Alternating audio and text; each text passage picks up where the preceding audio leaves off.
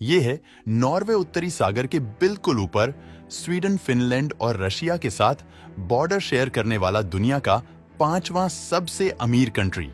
इतना अमीर कि इसकी 25% आबादी करोड़पति है, वर्ल्ड की 7 हेल्थीएस्ट कंट्री और दुनिया का सबसे ज्यादा डेमोक्रेटिक देश। किसी भी देश की खुशहाली नापने के लिए जो भी इंडिकेटर होते हैं, नॉर्वे उन सब में टॉप पे है। लेकिन नॉर्वे हमेशा से ऐसा नहीं था। 18वीं सदी में नॉर्वे बर्फ से ढका हुआ था और वहां के लोग थोड़ी बहुत खेतीबाड़ी करके अपना पेट पालते थे। एक ऐसा पहाड़ी विस्तार जिसमें सफर तकरीबन नामुमकिन था। कस्बे दूर दराज और अलग थलग थे और इनके शहरी लोग बहुत ही कम शिक्षित थे। इस देश में 6 महीने सर्दियां रहती थी, जिसकी वजह से खेती करना मुश्किल था और लोग मुश्किल से 2 वक्त की रोटी खा पाते थे। और कुछ ही साल बाद नॉर्वे के हालात बहुत खराब हो गए। नॉर्वे की इकोनॉमी बिल्कुल तबाह हो गई। पूरे देश में कहर फैल गया और लगता यही था कि अब यही नॉर्वे का मुकद्दर है। तो फिर इतना बड़ा बदलाव कैसे आया? कैसे नॉर्वे इतना डेवलप और अमीर देश बन गया? आइए जानते हैं इस वीडियो में। दोस्तों, 19वीं सदी में नॉर्वे की सारी इकोनॉमी सी ट्रेड से चलती थी और जबरदस्त पोर्ट लोकेशन होने की वजह से नॉर्वे से टेम्बर फिश और मिनरल्स समुद्री जहाजों के जरिए यूरोप और एशियन कंट्रीज को जाते थे।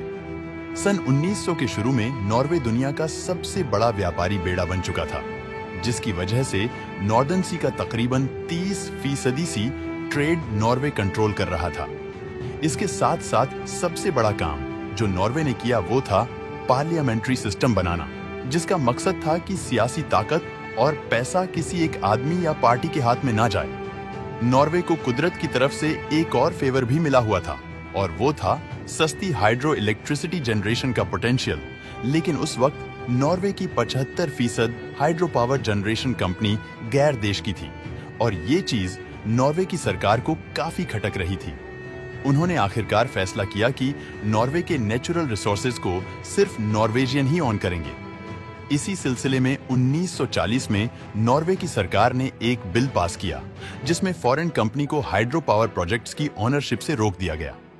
इसी दौरान रेलवे, सड़कों और ट्रांसपोर्ट की व्यवस्था होने लगी और नॉर्वे की लोकल इंडस्ट्रीज को भी एक बूस्ट मिल गया।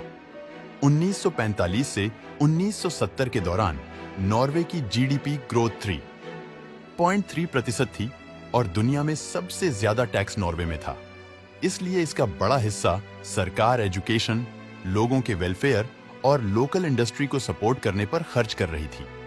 1965 तक नॉर्वे में अनएम्प्लॉयमेंट ना होने के बराबर थी। नॉर्वे अब यूरोप के बाकी देशों के बराबर आ चुका था, मगर अभी भी उस लेवल पर नहीं था जिस पे आज है। लेकिन ये सब अब फाइनली बदलने वाला था। 1959 में नीदरलैंड में नेचुरल गैस की खोज हुए और इसी दौरान स्पेकुलेशन शुरू हो गई कि नॉर्थर्न सी के नीचे भी ऑयल रिजर्व होंगे। 1966 में फिलिप्स पेट्रोलियम नामी कंपनी ने नॉर्थर्न सी में ऑयल की खोज के लिए ड्रिलिंग शुरू कर दी। तकरीबन 2 साल तक ड्रिलिंग के बावजूद कोई ऑयल रिजर्व नहीं मिला।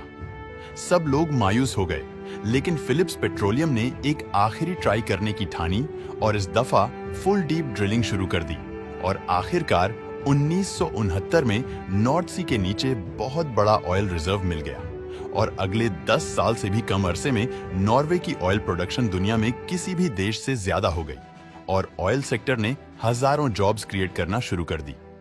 अब मछली पकड़ने वाले शहर अब पेट्रोलियम पावर हाउसेस बन चुके थे। अब बिलियंस ऑफ डॉलर्स आना शुरू हो गए और नॉर्वे की तकदीर बदल गई। लेकिन ये तो मिडिल ईस्टर्न कंट्रीज के साथ भी हुआ था। तो फिर नॉर्वे ने ऐसा क्या डिफरेंट किया? नॉर्वे की गवर्नमेंट ऑलरेडी ये बिल पास कर चुकी थी कि नेशनल रिसोर्सेज पे किसी एक पार्टी या आदमी का कंट्रोल नहीं होगा और उससे होने वाली तमाम इनकम सिर्फ लोगों के वेलफेयर पे खर्च होगी। ऑयल से आने वाले तमाम प्रॉफिट्स इंफ्रास्ट्रक्चर और एजुकेशन पर खर्च होने लगे। नॉर्वे यूएई और सऊदी अरब की तरह टैक्सेस कम कर सकता था, मगर उसने ऐसा नहीं किया, बल्कि टैक्सेस इकट्ठा करके वो वापस लोगों पे ही लगाता रहा था। और बाकी सेक्टर्स को प्रमोट करने के लिए नॉर्वेजियन सरकार ने 1990 में एक पेंशन फंड बनाया, जिसका मकसद सिर्फ ये था कि नॉर्वे में ऑयल के अलावा बाकी सेक्टर की कंपनी में इन्वेस्ट किया जाए। इसका सबसे बड़ा फायदा ये हुआ कि नॉर्वे की बाकी लोकल इंडस्ट्रीज भी ग्रो करने लगी। इसकी वजह से अनएम्प्लॉयमेंट नीचे आने लगी और ऑयल सेक्टर पर से नॉर्वे की डिपेंडेंस खत्म हो गई। टिम्बर, पेपर मेटल्स और दूसरे मिनरल्स की एक्सपोर्ट में भी नॉर्वे दुनिया में लीडिंग पोजीशन पर आ गया और फिर दुनिया के विकसित देश की लिस्ट में टॉप पर आ गया। दोस्तों, वीडियो पसंद आया हो तो लाइक और शेयर करें।